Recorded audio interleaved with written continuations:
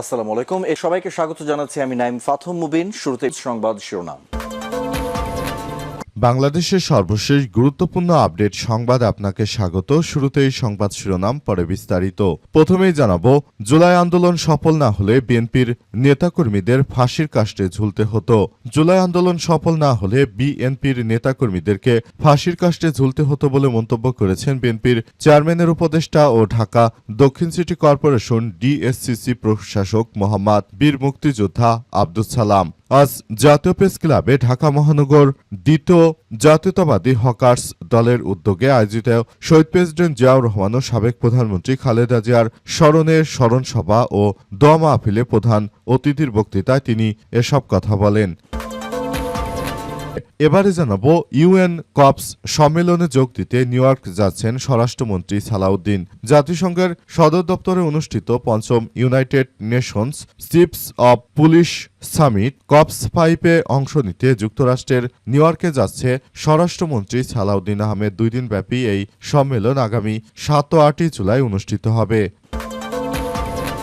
এদিকে চাঁদাবাজ সন্ত্রাসীদের কোনো দলীয় পরিচয় থাকতে পারে না বললেন জামাতের এমপি বুলবুল। চাঁদাবাজ দখলদার ও সন্ত্রাসীদের কোনো দলীয় পরিচয় নেই, থাকতে পারে না বলে মন্তব্য করেছেন বাংলাদেশ জামাত ইসলামের কেন্দ্রীয় নির্বাহী পরিষদ সদস্য ঢাকা মহানগর দক্ষিণের আমির নুরুল ইসলাম বুলবুল। তিনি বলেছেন যে তারা যেভাবে গুলিস্তানে আমাদের নেতাকর্মীদের উপর কুপিয়ে জখম করেছে, এটা আসলে কোনোভাবেই আর গ্রহণযোগ্য নয়। তারা যে ধরনের সন্ত্রাসী কার্যক্রম শুরু করেছে, আমাদের নেতাকর্মীদের কুপিয়ে জখম করেছে, সেটা কোনোভাবেই মেনে নেওয়া যায় না। তারা গুলিস্তানে যেভাবে ব্যবসায়ীদের কাছ থেকে চাঁদাবাজি করছিল, তাদের এই চাঁদাবাজি প্রতিহত করতে গিয়ে আজ জামাতের অন্তত 20 জন নেতাকর্মীকে জীবন দিতে হচ্ছে। এরপর জানাবো, বিএনপি নেতার পকেটে মন্দির উন্নয়নের বরাদ্দ।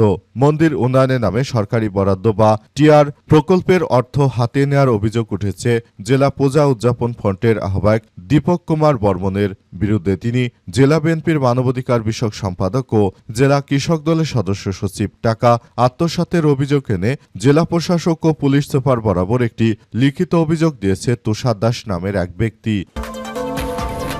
এবং সর্বশেষ জানাবো, জুলাই সনদের প্রতি পুনরায় প্রতিশ্রুতি ব্যক্ত করলেন জামাতের আমির। জাতীয় জুলাই সনদের প্রতি পুনরায় প্রতিশ্রুতি ব্যক্ত করেছেন ইসলামী আন্দোলন এবং বাংলাদেশ জামাত ইসলামের আমির ও বিরোধী দলীয় নেতা ডক্টর শফিকুর রহমান। তিনি বলেন, আমি জুলাইয়ের গণ অভ্যুত্থানে শহীদদের প্রতি গভীর শ্রদ্ধা জানাচ্ছি এবং দেশীয় সংস্কার কার্যক্রম এগিয়ে নিতে বিরোধী দলের পক্ষ থেকে জুলাই জাতীয় সনদের প্রতি পুনরায় প্রতিশ্রুতি ব্যক্ত করছি। বিএনপি ক্ষমতা আসার পর তারা যেভাবে জুলাই সনদ নিয়ে টালবাহানা করতে শুরু করেছে, সেটি দেশের মানুষ কখনোই মেনে নেবে না বলে জানান বাংলাদেশ জামাত ইসলামের আমির ডক্টর শফিকুর রহমান। প্রিয় দর্শক, এতক্ষণ শুনছিলেন সংবাদ শিরোনাম, এবারে বিস্তারিত। তবে তার আগে বন্ধুরা, অনুরোধ থাকবে এই সংবাদটিতে একটি লাইক দিন। এই চ্যানেলে আপনি নতুন হয়ে থাকলে আমাদের সংবাদটি দেখতে দেখতে চ্যানেলটি সাবস্ক্রাইব করে রাখুন। কমেন্ট করে বন্ধুরা আপনার মূল্যবান মতামত জানিয়ে দিন আপনি বিশ্বের কোন দেশ থেকে বা বাংলাদেশের কোন স্থান থেকে আমাদের সংবাদটি দেখছেন এবং শুনছেন। আর বন্ধুরা, সংবাদটি আপনার সোশ্যাল মিডিয়া ফেসবুকে শেয়ার করে বন্ধুদেরও দেখার সুযোগ করে দিন। গাজা যুদ্ধে আপনি যদি নিরীহ ফিলিস্তিনিদের ভালোবেসে থাকেন, বন্ধুরা কমেন্টে ইয়েস লিখে পুরো বিশ্ববাসীকে আমাদের এই তাজা আপডেটটি দেখার সুযোগ করে দিন। এবারে বিস্তারিত। ইউএন কপস সম্মেলনে যোগ দিতে নিউ ইয়র্কে যাচ্ছেন স্বরাষ্ট্রমন্ত্রী। জাতিসংঘের সদর দপ্তরে অনুষ্ঠিত পঞ্চম United Nations chief of police summit বা ইউএনএন কপস 5-এ অংশ নিতে যুক্তরাষ্ট্রের নিউ ইয়র্কে যাচ্ছেন স্বরাষ্ট্রমন্ত্রী সালাউদ্দিন আহমেদ। 2 দিনব্যাপী সম্মেলন 7 ও 8 জুলাই অনুষ্ঠিত হবে। স্বরাষ্ট্র মন্ত্রণালয়ের এক সংবাদ বিজ্ঞপ্তিতে এই তথ্য নিশ্চিত করা হয়। এতে বলা হয়েছে যে সম্মেলনে 5 সদস্যের বাংলাদেশ প্রতিনিধি নেতৃত্ব দেবে স্বরাষ্ট্রমন্ত্রী। প্রতিনিধি দলে পুলিশের মহাপরিদর্শক আইজিপি মোহাম্মদ আলী হোসেন ফকির সহ ঊর্ধ্বতন কর্মকর্তারা রয়েছে। সম্মেলনে উদ্বোধনী অধিবেশনের পাশাপাশি স্বরাষ্ট্রমন্ত্রী জাতিসংঘ পুলিশের ভবিষ্যৎ রূপরেখা, জাতিসংঘ পুলিশের উদ্বোধন ও নতুন প্রযুক্তি এবং আন্তর্দেশীয় চ্যালেঞ্জ মোকাবেলায় যা আন্তর্জাতিক সহযোগিতা বৃদ্ধি শীর্ষক 3টি প্লেনারি অধিবেশনে অংশ নেবেন। এছাড়াও উচ্চ পর্যায়ে সাইডলাইনে নৈশভোজেও অংশগ্রহণ করা হবে। সফরকালে তিনি জাতিসংঘের অপারেশনাল সাপোর্ট বিষয়ক আন্ডার সেক্রেটারি জেনারেল অতুল খারে, পিএস অপারেশন বিষয়ক আন্ডার সেক্রেটারি জেনারেল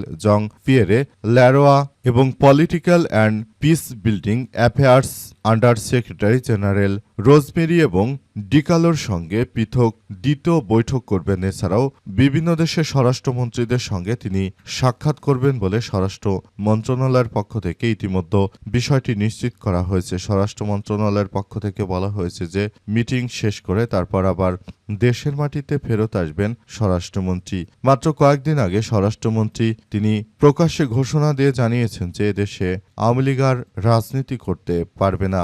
দেশে যেহেতু সন্ত্রাস বিরোধী আইনে আওয়ামী লীগের রাজনীতি করার বিষয়টি আসলে যেহেতু বাতিল করা হয়েছে, সুতরাং তারা এখন আর রাজনীতি করতে পারবে না। তাই বিষয়গুলো নিয়ে তারা যেভাবে কার্যক্রম চালাতে চেয়েছিল আওয়ামী লীগ এখন আর পারছে না। তাই এই যাত্রায় হয়তো যুক্তরাষ্ট্রে আওয়ামী লীগের নেতাকর্মীরা স্বরাষ্ট্রমন্ত্রীর উপর কোনো ধরনের পদক্ষেপ নিলেও নিতে পারে। তাই তাকে সচেষ্ট বা যথাযথভাবে হাসনাত আব্দুল্লাহর মতো সতর্ক থাকতে হবে।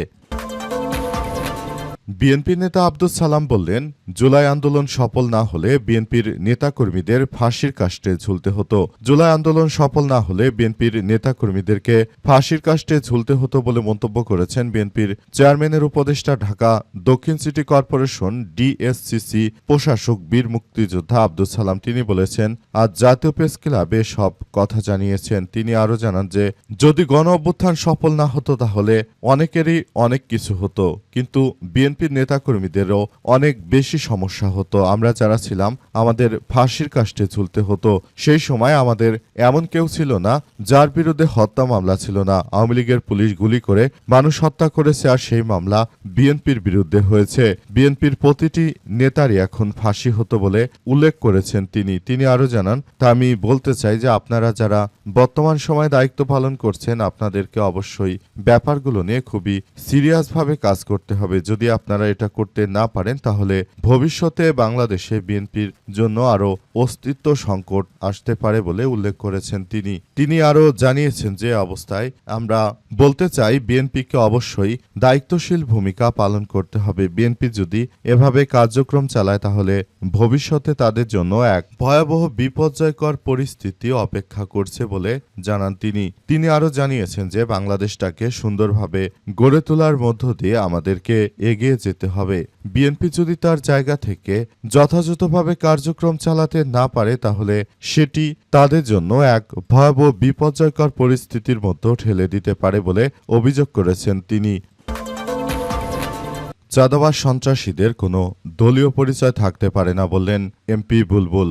বাংলাদেশ জামাত ইসলামের ঢাকা দক্ষিণ অঞ্চলের আমির নুরুল ইসলাম বুলবুল বলেছেন যে কোনো চাঁদাবাজ সন্ত্রাসীদের কোনো রাজনৈতিক পরিচয় হতে পারে না। বিএনপি যেভাবে চাঁদাবাজদের আসলে লালন পালন করছে সেটা তাদের জন্য ভয়াবহ এক বিপর্যয় সৃষ্টি করবে বলে এমন মন্তব্য করেছেন তিনি আরও জানান যে আসলে বাংলাদেশটাকে তারা ধ্বংস করার পায়তারা করছে। নতুন করে তারা যেভাবে কার্যক্রম শুরু করেছে সেটা আসলে মেনে নেওয়া যায় না। তিনি আরো বলেন, গুলিস্তানে আমাদের অন্তত ২০ জন নেতাকর্মীকে গুরুতরভাবে কুপিয়ে জখম করেছে বিএনপির চাঁদাবাজ সন্ত্রাসীরা। এই সন্ত্রাসীদের বিরুদ্ধে এখনই মাঠে নামতে হবে এবং সবাইকে জানিয়ে দিতে চাই, বিএনপি তোমাদের চাঁদাবাজদের তোমরা যদি এখনই দমন করতে না পারো তাহলে তাদের পরিণতি আওয়ামী লীগের থেকেও ভয়াবহ হবে বলে কঠোর হুঁশিয়ারি দিয়েছেন জামাতের এই নেতা। তিনি বলেন, বাংলাদেশের প্রতিটি মানুষ এই সন্ত্রাসী চাঁদাবাজদের ত্যাগ করেছে। দেশের মানুষের সঙ্গে প্রতারণা করে আর কতকাল এভাবে ক্ষমতায় থাকবা, সেটি দেশের জনগণ আর হতে দেবে না। গুলিস্তানে ব্যবসায়ীদের উপর হামলা, জামাত নেতাদের উপর হামলা, দেশের মানুষের হৃদয় রক্তক্ষরণ হয়েছে। তাই বিষয়গুলো নিয়ে আমরা খুবই হতাশার মধ্যে রয়েছি বলে জানান তিনি এবং এ বিষয় নিয়ে তিনি বিএনপির হাইকমান্ডকে উদ্দেশ্য করে বলেছেন, যদি চাঁদাবাজদের লালন পালন করার এত ইচ্ছা জাগে তাহলে এদেরকে নিয়েই থাকেন এবং ভবিষ্যতে পতনের মধ্য দিয়ে আপনাদেরকে এগিয়ে যেতে হবে বলে এমন কথা জানান তিনি। বিএনপি নেতার পকেটে মন্দির উন্নয়নের বরাদ্দ। মন্দির উন্নয়নের নামে সরকারি বরাদ্দ বা টিআর টেস্ট রিলিফ প্রকল্পের অর্থ হাতিয়ে নেওয়ার অভিযোগ উঠেছে জেলা পূজা উদযাপন ফ্রন্টের আহ্বায়ক দীপক কুমার বর্মনের বিরুদ্ধে। তিনি জেলা বিএনপির মানবাধিকার বিষয়ক সম্পাদক ও জেলা কৃষক দলের সদস্য সচিব। টাকা আত্মসাতের অভিযোগ এনে জেলা প্রশাসক ও পুলিশ সুপার বরাবর একটি লিখিত অভিযোগ দিয়েছে তুষার দাস নামের এক ব্যক্তি। অভিযোগ সূত্র থেকে জানা গেছে যে নরসিংদী পৌর শহরের বোয়াকুর এলাকায় অবস্থিত শীতলাবাড়ি মন্দির সদর উপজেলার প্রকল্প বাস্তবায়ন কর্মকর্তার দেওয়া নথি অনুযায়ী চলতি বছর ৫ এপ্রিলও মন্দিরের নামে গ্রামীণ অবকাঠামো উন্নয়ন প্রকল্পের মাধ্যমে ১,১৭,০০০ টাকা বরাদ্দের অনুদান দেওয়া হয়েছে। প্রকল্প বাস্তবায়নে জেলা পূজা উদযাপন কমিটির ফ্রন্টের আহ্বায়ক দীপক কুমার বর্মনকে সভাপতি সঞ্জয় ধরকে সাধারণ সম্পাদক এবং জেলা ছাত্রদলের সাংস্কৃতিক সম্পাদক কিষান দাসকে মোট ১,১৭,০০০ টাকার চেক দেওয়া হয়, কিন্তু ১১ মে ওই চেক নিজ ব্যাংক হিসাবে জমা দিয়ে টাকা আর মন্দির কমিটির কাছে হস্তান্তর করেননি বিএনপির ওই নেতা। তিনি মূলত নিজের নামে ওই টাকা আত্মসাৎ করে নিয়েছেন বলে অভিযোগ পাওয়া গেছে। একজন হিন্দু হয়েও তিনি বিএনপির নেতা যে চাঁদাবাজ সেটা আবারও প্রমাণ করলেন। তিনি হিন্দু ধর্মের লোক হয়েও মন্দিরের টাকা নিজের অ্যাকাউন্টে মেরে দিয়েছেন, অথচ এই টাকাগুলো তার দেওয়ার কথা ছিল মন্দিরে। সারা দেশ জুড়ে এমনইভাবে চলছে বিএনপির কার্যক্রম। যারা বেছে বেছে চাঁদাবাজ সন্ত্রাসী তারাই মূলত এই রাজনৈতিক দলের সঙ্গে থেকে শুধুমাত্র সুবিধা হাসিল করার চেষ্টা করছে। বিগত ১৭ বছরে তাদের অস্তিত্ব না দেখা গেলেও বর্তমান সময়ে তারা গর্ত থেকে বেরিয়ে এক একজন বড় ধরনের নেতা হয়ে গেছে এবং তারা মূলত দেশের এই ক্রান্তিকালে তারা চাঁদাবাজি রাহাজানির মতো সন্ত্রাসী কার্যক্রম এখনো অব্যাহত রেখেছে।